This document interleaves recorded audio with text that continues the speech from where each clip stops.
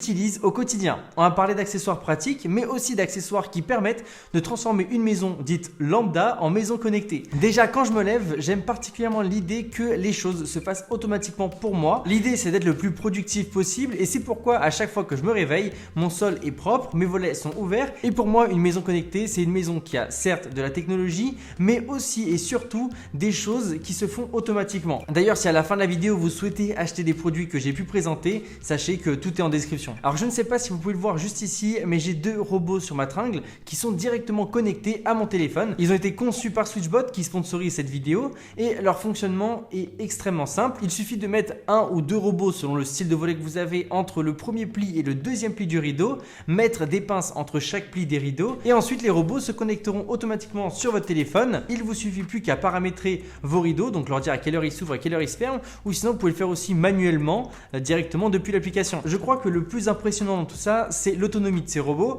En fait, c'est simple, elle est juste infinie. On a évidemment une entrée USB-C pour les charger comme n'importe quel produit high-tech, mais Switchbot commercialise aussi des mini panneaux solaires qui se mettent sur ces robots. Comme ça, vous n'aurez plus jamais de problème de charge ou quoi que ce soit. Ces robots seront 100% autonomes avec ces batteries-là. Là, vous pouvez le voir, j'ai des gros stores plus des rideaux, mais quand je déménagerai dans mon prochain appartement en septembre, ces robots seront plus qu'indispensables parce que je n'aurai pas de volet. Ce qui veut dire que j'aurai uniquement des rideaux très épais et le seul moyen de transformer des rideaux en rideaux automatiques, c'est ces robots-là. Et je pense qu'il y aura beaucoup de gens qui seront dans la même situation que moi et c'est pour ça que j'avais envie de vous en parler. Les robots sont en soi assez compacts, même si je pense que la taille pourra en déranger certains. Et aussi, c'est vrai qu'ils sont assez bruyants malgré tout. Alors, je trouve pas que ce soit une catastrophe, mais c'est quand même quelque chose à relever.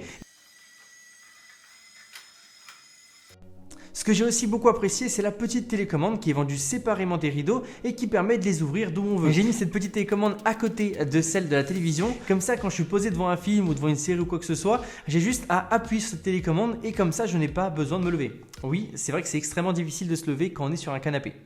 Ne me jugez pas. On a également un produit que je n'ai pas reçu mais que je vais acheter, ça c'est évident, c'est le presse-bouton connecté qui permet tout simplement de rendre n'importe quel bouton ou interrupteur connecté. On peut comme ça le poser n'importe où, que ce soit sur une machine à café, un lave-linge ou le mettre sur un interrupteur et comme ça tout se lie à notre smartphone et c'est plutôt cool, ça les rend complètement connectés. Moi si j'en veux un, c'est pour rendre ma cafetière connectée, comme ça dès que je me lève, je peux prendre mon téléphone et faire un café depuis mon téléphone. Ce qui est assez cool. Et aussi j'en veux quelques-uns pour mettre sur mes interrupteurs de salon et de ma chambre. Comme ça quand je pars en vacances l'été par exemple, je peux toujours mettre des scènes pour qu'ils s'allument automatiquement le soir et ensuite ils s'allument dans ma chambre pour ensuite s'éteindre complètement. Comme ça fait comme si j'étais là et si ça peut éviter un cambriolage.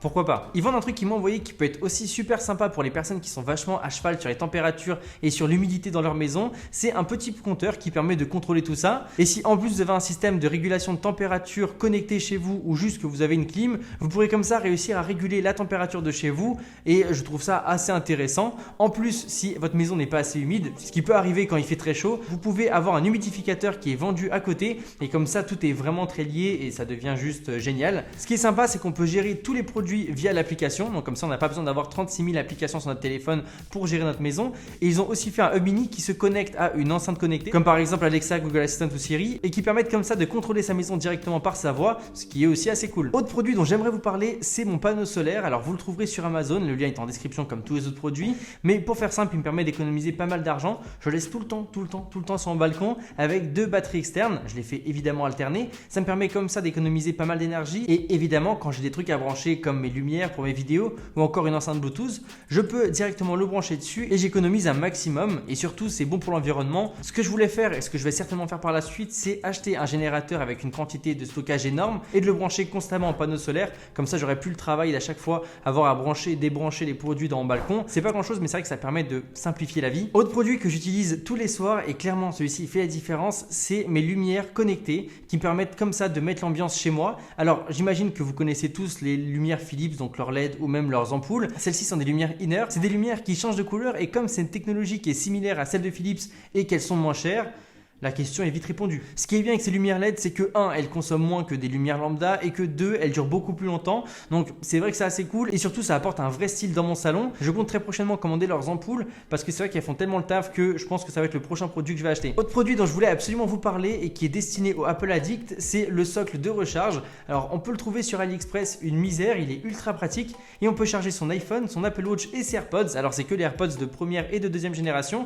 Je ne sais pas s'ils font pour les AirPods Pro, mais bon, ça reste à voir. Ce qui est cool, c'est qu'il se branche en USB-C, donc pour le voyage, c'est juste génial. Moi, quand je pars en vacances, je prends uniquement ce socle avec ma station de recharge. Comme ça, j'ai qu'un câble USB-C à prendre qui me permet de charger mon ordinateur, mon casque, mon téléphone, du coup mon Apple Watch et également les écouteurs, et j'ai pu me trimballer avec 4 ou 5 câbles, ce qui est quelque chose d'assez cool. Par contre, malheureusement, on ne parle plus de charge rapide avec ce socle. C'est un chargeur 5 volts pour l'iPhone et 2 volts, 2,5 volts pour les AirPods et pour l'Apple Watch. Ça charge lentement, mais au moins ça chauffe pas, donc c'est suffisant. Par contre, ce qui est bien, c'est que cette station ne consomme pas d'électricité lorsqu'il n'y a pas de produit dessus, contrairement à certaines autres stations de recharge qui sont un peu moins bien. Ce que je peux lui reprocher, c'est que quand on a un iPhone avec une grosse coque comme le mien par exemple, il faut absolument le mettre bien comme il faut, sinon ça peut ne pas capter. Et c'est vrai que les premières nuits quand je l'ai utilisé, je le positionnais assez mal, je le mettais comme ça à l'arrache et ça chargeait pas. Par contre, si on a une coque fine, il n'y a plus trop de soucis. Mais bon, je me suis habitué, maintenant je sais comment le poser parfaitement quoi. C'est juste un petit coup de main à prendre. Bref, voilà les amis, cette vidéo est déjà terminée. Si vous avez des questions sur ces produits, sachez que j'essaye de répondre un maximum à vos commentaires.